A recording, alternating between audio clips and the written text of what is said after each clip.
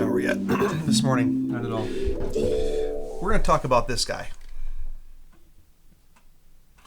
The Canon EOS R6. And my first impressions so far after a week. Well, not first impressions. After using it for a week. And I'm going to talk about a few of the good things and a few of the bad things. Real quick. This camera is single-handedly the best camera I've ever used from a couple perspectives. For one, it checks all the boxes of the things that I say I want in a camera. It's got a little flippy screen so I can see myself. It's a full frame sensor. It has autofocus that is just bonkers. I've seen this before, but it's like a cheat code. I can just literally blind fire and know that it's going to land on the eye and nail it in focus every single time. The grip and the ergonomics are fairly comfortable. You know, your thumb lands right here and you come around there. Video autofocus is great. EVF is 3.69 million dots, but I think it has 120 hertz refresh rate, or 120 FPS refresh rate, so it looks very good when you're looking at sports. It's a good camera. Battery life is okay. IBIS is good for a full frame sensor. I'd say up there with Panasonic. It's a good overall camera, but there are some downsides, and I'll talk about something. You guys saw my video. I don't want to release this, but a day or two ago, by the time you see this, about if you're going to invest your money, you should invest it in full frame, right? And I'll talk about that in a second. But there are some downsides to this camera. Things that, over the week of using it, have kind of presented themselves a little bit as stuff that's annoyances. Now, I spend a lot of time toggling between single focus, continuous focus, and manual. That's something I do quite a bit. I also toggle eye autofocus off and on a bit. And I don't typically mess with white balance, but I've had to a little bit with this camera. So let me tell you about two things. So what I've done on this camera is this MFN button up front here now toggles autofocus for eye off and on quickly. That's good. On my Fuji, which is recording me now, I had that mapped to the front button up here. And I originally had it on this camera mapped to this button down here, but this is kind of a weird push. I didn't like it, so I moved it up there. And what I did move this to right here is to trigger servo on or single, like autofocus on. But there's a problem with this. And maybe somebody can tell me about it, but what I've figured out is you have to be in the, what's it look, if I can show you guys. Here, Q menu. You guys see this? Can you see the screen? Up here, this little icon? Well, if you push that, the one you need is this like AF, it looks like a little face with a box. You really have to be in that if you want autofocus, eye autofocus to work real well. And if you want to go back to like single point autofocus where the box is present in the middle, so you can kind of focus recompose if that's what you're going for, you have to switch out of that. I have not found a fast, efficient way besides dumping into the Q menu to do that. It's annoying. Maybe it's just my own fault. So that's one of my problems is toggling that off and on, having to jump into the Q menu to change that setting. That's one. Two is on this R6, this wheel back here is just a scroll wheel. So you have a scroll wheel here, and you have a scroll wheel up top. It's not a D-pad. What they want you to do is navigate everything with the joystick or touchscreen. I don't like that as much for two reasons. One, going through the D-pad I think is better to navigate menus. I don't like using the joystick as much. It's not a big problem, but it's something.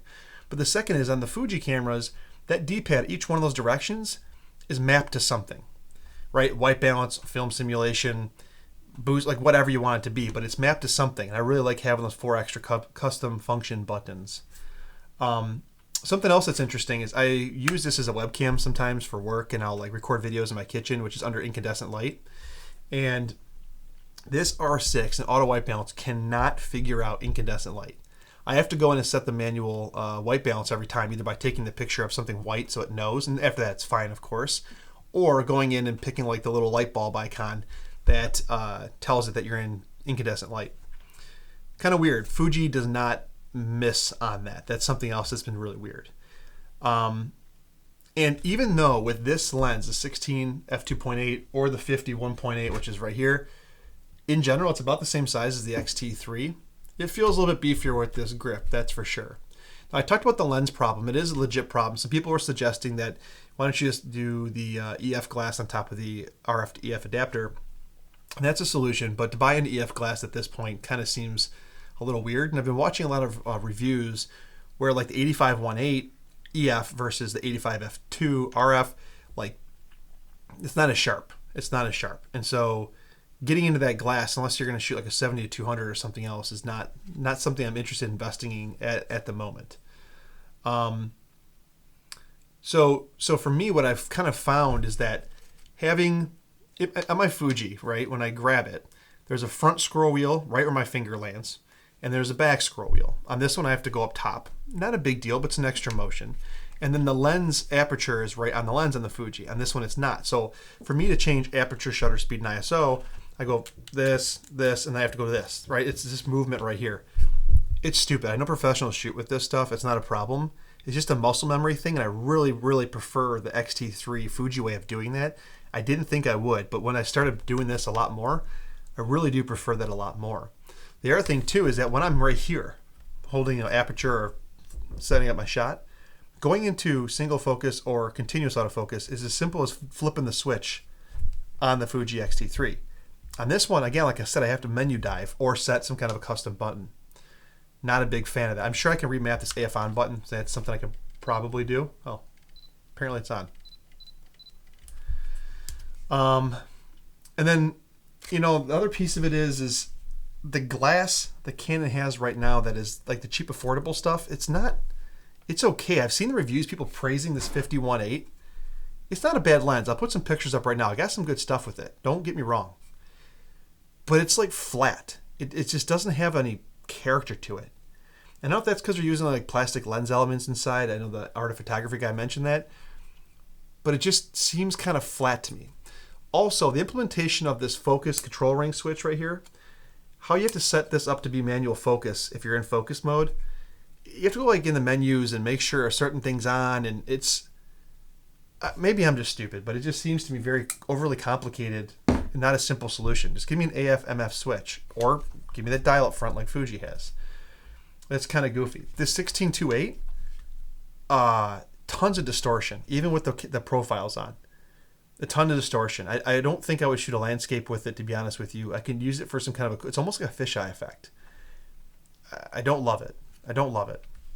And so the long story short of this is, after a week of using this, it's the best camera I've ever used. It's like dummy mode for image output and autofocus and IBIS and a flip screen, and it's full frame. I've picked up the X-T3 equally as much in this week, which tells me I prefer the X-T3 because this is a brand new thing. I should be pumped up and excited about it, and I didn't want to pick it up. I wanted to pick this up instead. I really did. There's something else to it as well too. I'm going to get away from Lightroom. I don't want to pay that subscription anymore. I'm going to be using Capture One, and I found that my Fuji files look significantly better edited in Capture One in terms of like worms, color output, tonality, sharpness. So that's something else that's kind of playing a factor in this. And this is an awesome camera. I just don't think it's the right one for. I think what I've found out is that maybe I'll revisit this in the future at some point. But what I found out for me is I think I'm a Fuji or an Olympus shooter. I just am. I like the colors. I like the vibe of their bodies. And I've mentioned this in my last video. The OM1's a great camera, but it feels more like this than it does the Fuji.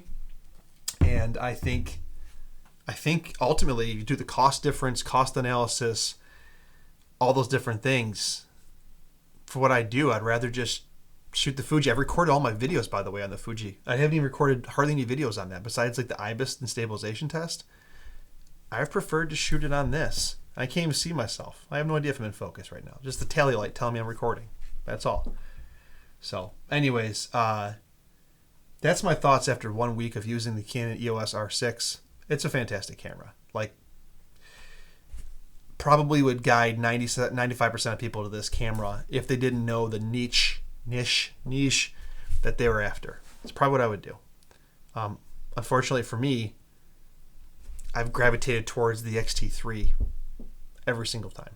And I'd probably gravitate towards an X Pro 3 if I didn't have front focusing issues and the flip screen didn't face the way it did. So, man, a tough decision. I've been battling back and forth all week on this one. And it's heart versus head. And I think some people in my comment section yesterday made the point. You gotta blend with the camera. You gotta vibe with it. And I would agree with that. So I'm gonna think on this a little bit longer, but that's after 1 week of use with the R6. What my thoughts are. So thanks for watching, guys. Appreciate it. Catch you on the next one.